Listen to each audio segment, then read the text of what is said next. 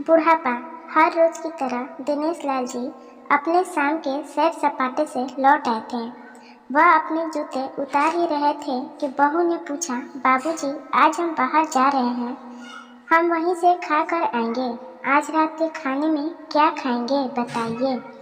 दिनेश लाल जी सोचने लगे, आज रविवार तो नहीं और न ही किसी की शादी है, जरूर किसी पार्टी में जा रहे होंगे। छोड़ो, मुझे क्या करना है। इस उम्र में अपने विचारों पर काबू करते हुए दिनेश लाल जी बोले, ऐसा करो बेटा, मेरे लिए 2 रोटियां बना दो, दूध के साथ रोटियां ही खाऊंगा। बहू तुरंत बोल उठी, बाबूजी, सुबह ही जो बनाई थी उनमें से 2 रोटियां अभी भी बची हुई है। अगर आप बहू ने अपना वाक्य अधूरा ही रहने दिया, लेकिन दिनेश लाल जी अच्छी तरह समझ गए कि वह क्या कहना चाहती थी। सुबह की रोटियां खाई तो गैस हो जाएगा। सुबह भी बहू ने मसाले वाली सब्जी ही बनाई थी, जिसके चलते अभी तक खट्टी ढकारे आ रहे हैं। और इस उम्र में पेट को संभालना मतलब किसी बिगड़े हुए बच्चे को संभालने से भी ज़्यादा कठिन काम है। बाबूजी बहू से बोले, नहीं बेटा, इस उम्र में सुबह की रोटियां नहीं खा सकता। तुम्हें थोड़ी तकलीफ होगी, लेकिन मेरे लिए 2 ताज़ी रोटी बना दो। बहू को बहुत गुस्सा आया। वो गुस्से में ही बड़बड़ाते हुए उठी, अब 2 रोटियां बनाओ या 10, काम तो उतना ही बढ़ेगा। आटा गूंदो, रोटियां बनाओ, किचन और बर्तन साफ करो। इन्हें क्या है, इन्हें सिर्फ ऑर्डर देना है। काम तो मुझे करना पड़ता है ना, बस दिन रात इनकी ही सेवा करते रहो। बहू के बोल दिनेश लाल के कानों पर पड़ रहे थे। हे भगवान, सिर्फ 2 रोटियां बनाने में इतनी तकलीफ, मैंने कोई 5 पकवान तो मांगे नहीं थे। उन्हें बहुत गुस्सा आ गया, लेकिन गुस्सा वहाँ किया जाता है जहाँ कोई सुनने वाला हो। उन्होंने अपना गुस्सा निगल लिया। अब तो उन्हें जितनी जल्दी गुस्सा आता था, उससे जल्दी चला भी जाता था। दिनेश लाल जी को अपनी पत्नी की बहुत याद आई। निर्मला के जीते जी उन पर कभी बासी रोटी खाने की नौबत नहीं आई थी। उल्टा खाने में 10 चीज़ें और मिल जाती थी।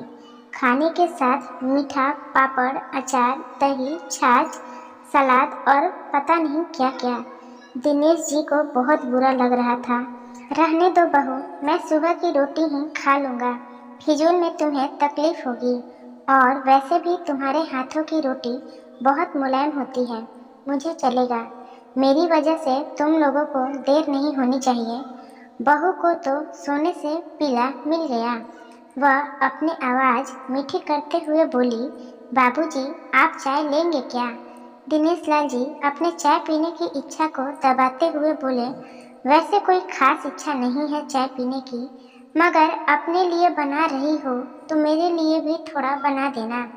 हाँ बाबूजी, मैं अपने लिए बनाने वाली हूँ, आपके लिए भी बना देती हूँ, बोलकर बहू रसोई घर के अंदर चली गई। दिनेश लाल जी खुद से ही बातें करने लगे। अभी तो लाखों की जायदाद है मेरे पास, यह घर भी मेरे नाम पर है और खाते में भी लाखों रुपए पड़े हैं। कभी बेटा विषय निकालता है तो मैं बोलकर टाल देता हूँ कि मेरे बाद तेरा ही तो है सब कुछ, और फिर भी 1 कप चाय और 2 ताज़ी रोटी के लिए तरसना पड़ता हो तो उन बुढ़ों का क्या होता होगा, जिनके पास संपत्ति के नाम पर सिवा पुरानी यादों के कुछ नहीं होता। निर्मला को याद करके दिनेश लाल की आंखों में आंसू चमकने लगे और धीरे से गालों पर सरक के निर्मला के होते हुए उन्होंने घर का कोई भी काम नहीं किया था। आर्थिक जवाबदारियों के अलावा उनका और कोई जवाबदारी नहीं थी। उनके व्यापार ने भी उन्हें अच्छा साथ दिया था। वह भी निर्मला से बहुत प्यार करते थे, लेकिन कभी जता या बता नहीं पाए। वह यह सच्चे दिल से मानते थे कि निर्मला उनकी किसी पूर्व जन्मों के पुण्य का फल है, लेकिन जिंदगी की भाग दौड़ में वह निर्मला की मन की इच्छाएं पूरी कर न सके। उन्हें वैष्णो देवी जाना था, लेकिन हर बार यह यात्रा अगले साल के लिए पोस्टपोन हो जाती। घर बार और संसार की जिम्मेदारियों को संभालते संभालते कब उनकी इच्छाएं उन्हीं के साथ चली गई, पता ही नहीं चला। दिनेश लाल जी ने देखा उनके पोता और पोती दोनों ही स्कूल से आ गए थे। दोनों ने अपना बस्ता सोफे पर फेंका और दादाजी की तरफ दौड़कर उनके गले लगते हुए कहने लगे, चलिए ना दादाजी, खेलने चलते हैं। यही निस्वार्थ प्रेम के साथ कुछ पल थे जिनमें दिनेश लाल जी भी बच्चों के साथ बच्चे बन जाते थे और सारे अपने दुख और यादें भूल जाते थे। वह कुछ बोल पाते उससे पहले ही बहू ने कहा, चलो छोड़ो दादाजी को, हमें पार्टी में जाना है, जल्दी से आकर तैयार हो जाओ, पापा भी आते ही होंगे। दोनों ही बच्चे दादाजी को छोड़ मम्मी की तरफ भागे। उनकी पोती 7 साल की थी और पोता 5 साल का था। दिनेश लाल जी अपनी सोच में डूबे हुए बालकनी की तरफ गए। बालकनी में धीमी ठंडी पवन में उनका स्वागत किया। बहू उनके लिए चाय बनाकर ले आई। बालकनी में रखी अपनी कुर्सी पर बैठकर दिनेश लाल जी घूट घूट कर चाय पी रहे थे। पी क्या रहे थे, निगल रहे थे, क्योंकि चाय के नाम पर सिर्फ कम शक्कर वाला गर्म पानी था, ना इलायची ना अदरक। दिनेश लाल जी मन ही मन सोचने लगे, बहू के जाने के बाद आज खुद अपने हाथों से चाय बनाऊंगा, इलायची अदरक और थोड़ी सी ज़्यादा शक्कर डालकर, और उसके साथ रोटियां खा लूँगा। रोटियों की याद आते ही उनका मुंह फिर खट्टा हो गया। चाय खत्म होने पर खाली कप लेकर वह किचन में रखने गए तो वहाँ देखा कि बहू और बच्चों का कप धो के पड़ा था। उन्होंने भी अपना कप धोकर रख दिया और अपनी डायरी लेकर बालकनी में आ गए। बालकनी में बैठे बैठे उनकी नज़र सूखी हुई तुलसी के पौधों पर गई। उन्होंने एक लोटा पानी लाकर उसमें डाल दिया।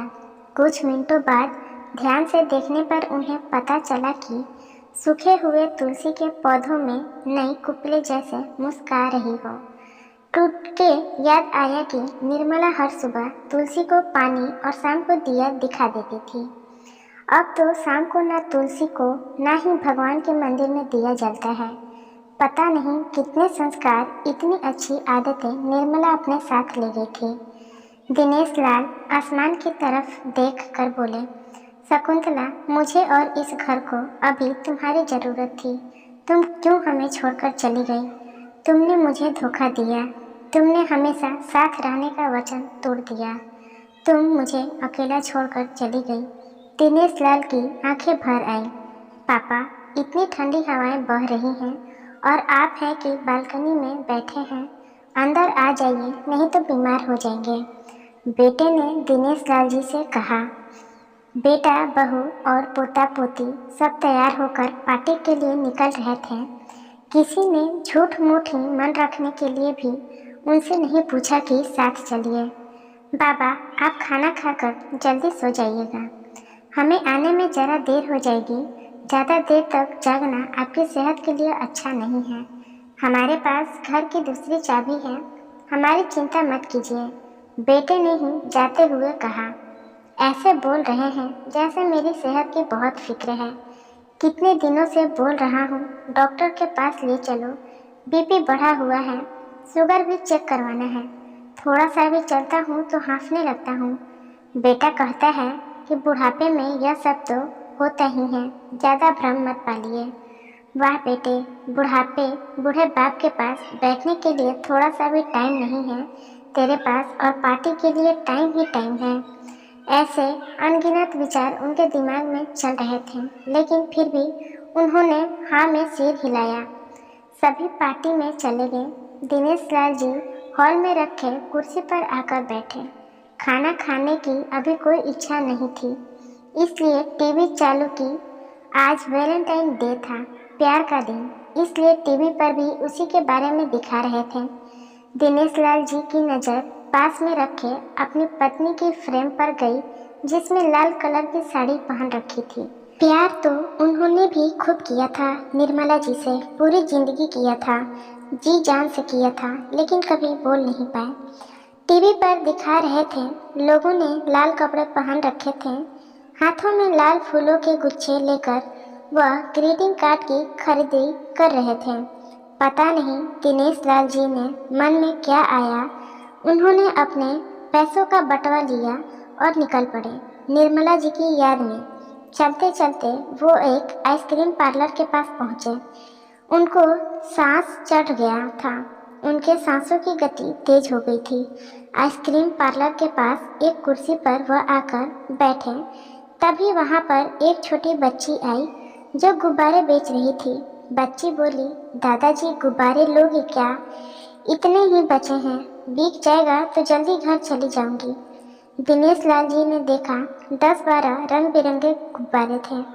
उन्हें याद आया कि निर्मला जी को भी गुब्बारे बहुत पसंद थे, लेकिन अब गुब्बारे लेकर क्या करूं?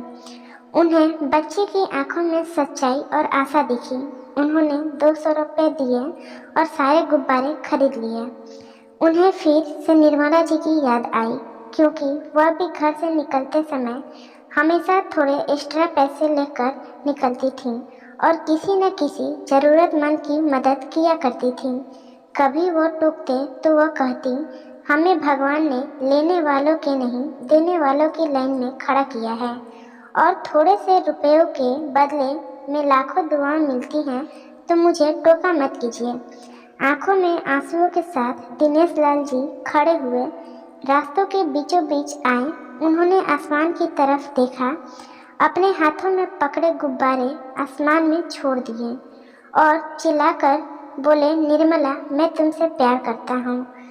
उनके सांसों की गति बढ़ गई, उनका शरीर लड़खड़ाया और जमीन पर धड़ से गिर पड़े। आसपास के लोगों को कुछ भी पता चल पाए उससे पहले ही दिनेश लाल जी ने इस मोह माया की दुनिया को अलविदा कह दिया। उन्हें अपनी पत्नी से मिलने की बहुत जल्दी थी। आशा करती हूँ कि यह कहानी आपको पसंद आई होगी। इस कहानी पर आपकी क्या राय है, हमें कमेंट करके ज़रूर बताइए। कहानी पसंद आई हो तो लाइक और शेयर करना बिल्कुल भी ना भूलिए। चैनल पर नए हो तो चैनल को सब्सक्राइब जरूर कीजिए। कहानी सुनने के लिए आपका बहुत बहुत धन्यवाद।